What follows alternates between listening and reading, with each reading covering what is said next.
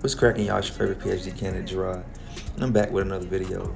But this time I want to talk about conducting interviews, which I'm currently doing, and how you should function and engage in the interview when you're interviewing people and you're conducting qualitative research and you're trying to withdraw certain information from your participants.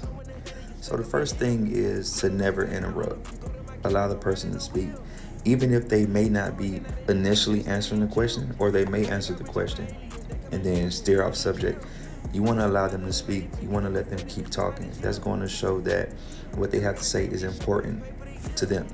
Now, you may be thinking, what are you talking about? But you don't want to interrupt. You don't want to say things like, that's not what I asked you, or you're not answering the question.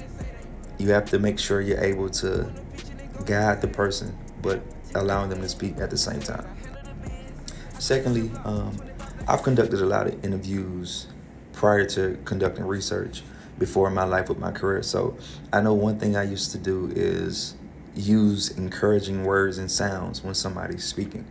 When you're doing research, you don't want to do that. You don't want to create a biasness in your research. So things like, oh, you don't want to say things like that. Just, you can pay attention and engage, but you don't want to use things like that, because that person is going to think they're telling you what you want to hear, and you don't. You want to hear the truth and honesty, and you want to be able to have that person speak freely and not just say what they think you want them to hear.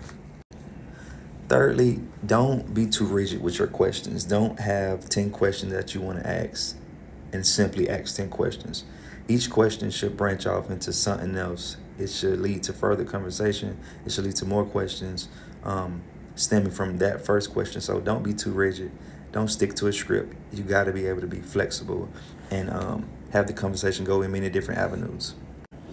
And finally, if you don't understand what a person is saying, ask them. Ask them to repeat it. Ask them to say it over, or what do you mean by that? Or can you explain or elaborate? That's going to be important, especially when that person is gone and you're now sitting at your desk trying to write, and now you're trying to translate what they're saying, and you may even say the wrong thing. So those are a few of my tips that I've learned and I wanted to share. See y'all on the next one.